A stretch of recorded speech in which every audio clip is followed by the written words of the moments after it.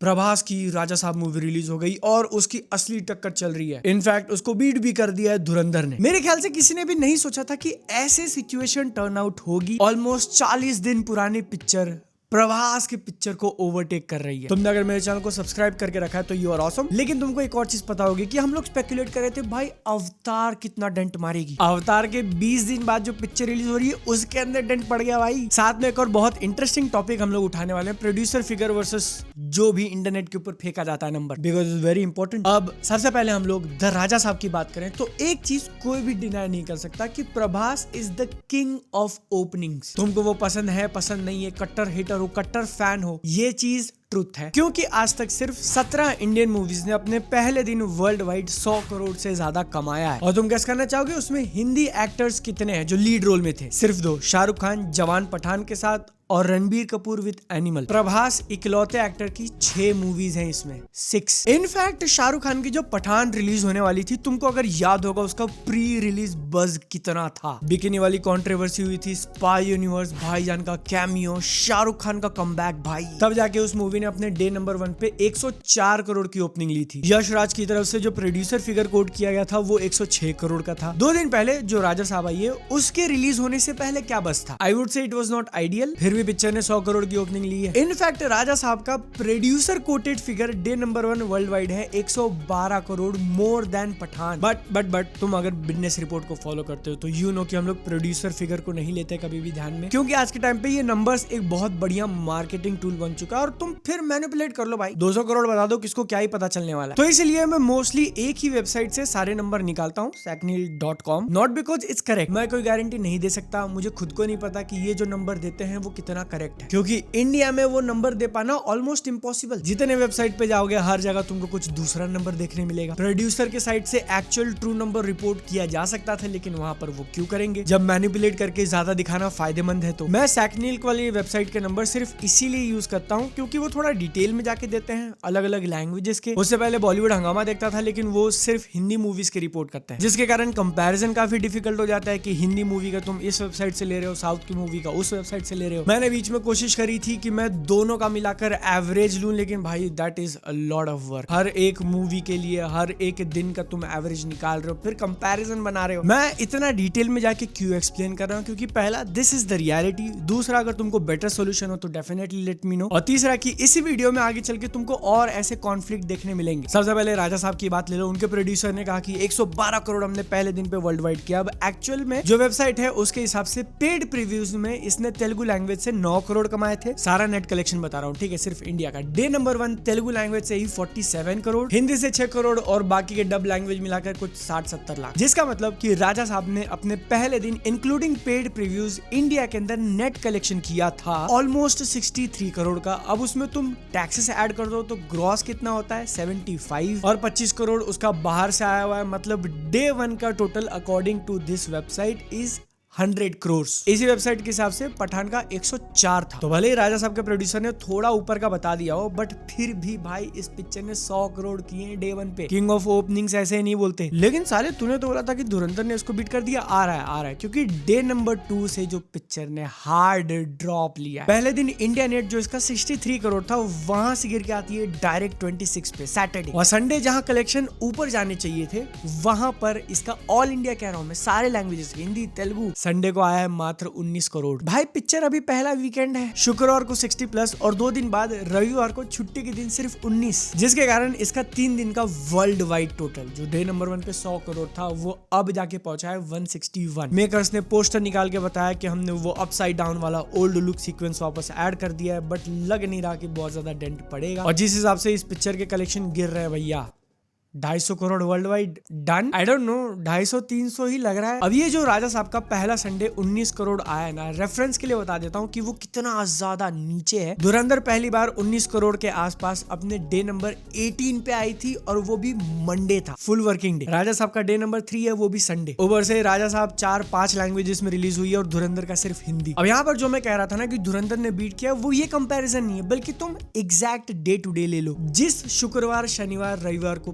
Picture release हुई थी, which was जनवरी 8, 9, 10 नहीं 9, 10, 11। उस दिन राजा साहब का हिंदी कलेक्शन है 6 करोड़, 5 करोड़, 4.5 करोड़। और उसी सेम एग्जैक्ट डेट पे धुरंधर जो कि अपने डे नंबर 36, 37, 38 पे है, उसके कलेक्शन आते हैं 3.5, 5.5 और संडे को 6 करोड़। मतलब तुम देख रहे हो पर डे बेसिस पे। फ्राइडे को तो कम थी, बट आगे चल के राजा साहब गिर गए और धुरंधर ऊपर। ऑलमोस्ट 40 दिन हो चुके हैं इसको थिएटर्स में। दोनों का सिर्फ हिंदी लैंग्वेज है। जिस तरीके से ट्रेंड जा रहा है ना भैया, राजा साहब का जो 19 करोड़ आया है संडे को, वो टोटल सारे लैंग्वेजेस का धुरंधर के नीचे आ जाएगा जल्दी, क्योंकि मैंने ये चीज अपनी आंखों से विटनेस करी है। तुम्हारा भाई कल फिर गया था देखने के लिए चौथी बार। क्यों, क्या, कैसे, सब बताएंगे। लेकिन उससे पहले जो रियल कंपैरिजन हम लोग इतने टाइम से करते आ रहे थे कि धुरंधर वर्सेस पुष्पा 2, क्या इतने दिनों बाद धुरंधर actually biggest Hindi movie ever made बन चुकी है? डब लैंग्वेज, ओरिजिनल लैंग्वेज, जो भी कंडीशन हो सब कुछ लेकर क्या उसने पुष्पा 2 को बीट किया है? The answer is yes and no. क्यों? यहाँ पर फिर से वही बात आ जाती है कि तुम प्रोड्यूसर फिगर अगर देखने जाओ तो जियो स्टूडियोज जो पोस्टर वगैरह निकाल रहा है, उनके हिसाब से इंडिया में उसने नेट कलेक्शन हिंदी में किया है 857, और वो नंबर सेम एग्जैक्टली दिखता है बॉलीवुड हंगामा के ऊपर। बॉलीवुड हंगामा पे ही सेम वेबसाइट हम लोग पुष्पा 2 का नंबर देखने जाए तो वहां पर हिंदी कलेक्शन दिखा रहा है 830 करोड़। इसका मतलब पुष्पा इज नंबर 2,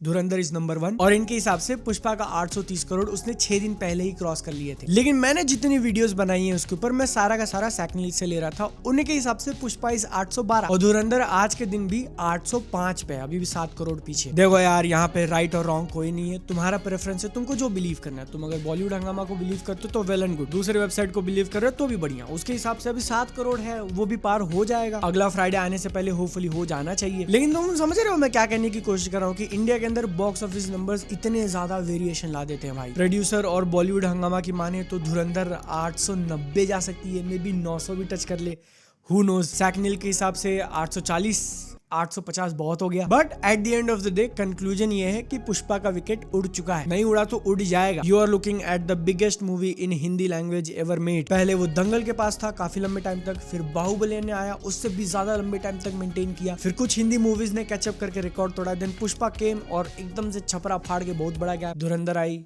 धुरंधर ने उसको पछाड़ दिया है। धुरंधर 2 कितना करेगी? लेकिन जो चीज मैं कह रहा था ना कि मैंने अपनी आंखों से देखी है, अभी हम लोग एक ग्रुप था हमारा, डिस्कस कर रहे थे कि यार संडे है, अब बेंगलोर आए हुए हैं, कोई एक मूवी देख लेते हैं। आधा घंटे तक हमने सर्च किया, ऑप्शन थे, मैंने कहा राजा साहब चलो देखते हैं। सबने मुंह बना लिया और कुछ लोगों ने धुरंधर नहीं देखी तो हमने बोला चलो फिर से देख लेंगे। मैं गया, मैंने चौथी बार देखी। अब तक टिकट के ऊपर 5000 से ज्यादा खर्चा कर चुका हूँ, लेकिन उतनी वीडियोस भी तो बना दी है। और भाई मैंने लिटरली अपनी आंखों से देखा, हमको टिकट नहीं मिल रहे थे। दोपहर 2 बजे के आसपास का कुछ शो था, एक दिन पहले रात को हम लोग बुक कर रहे हैं और जैसा सीट सिलेक्ट कर रहे हैं गायब हो जा रही है। संडे का दिन था मानते हैं, लेकिन पिक्चर 40 दिन पुरानी हो चुकी है भाई, फिर भी हाउसफुल। इंटरवल में उठ के देख रहा हूं तो पहले रो तक लोग बैठे हुए हैं। लेकिन क्योंकि तुम्हारे भाई ने ऑलरेडी 3 बार देख ली थी, बोलते हुए कैसा लग रहा है यार, तो मैंने एक्चुअली चेंजेस नोटिस करे पिक्चर में। बीच में तुमने शायद न्यूज सुनी होगी कि बलोच वर्ड हटाने के लिए कहा गया था। अब मैं सोच रहा था कैसे करेंगे, लोगों के सरनेम है, आप उस लोकेशन पे गए हुए हो, पूरे पिक्चर में म्यूट रहेगा क्या? बट नहीं, उन्होंने सिर्फ 2 जगह पे वो वर्ड एक्चुअली हटा दिया है, बीप कर दिया। संजय दत्त के कैरेक्टर का जो इंट्रोडक्शन होता है, व्हाइट वाला एरिया जिसको कुछ ये बर्फ समझ बैठे थे, वहां पर वो 3 लोगों की ठुकाई तो करता है, लेकिन बाद में कहानी बताता है ना कि मेरा एक पार्टनर हुआ करता था जिसने मेरी होने वाली बीवी के साथ,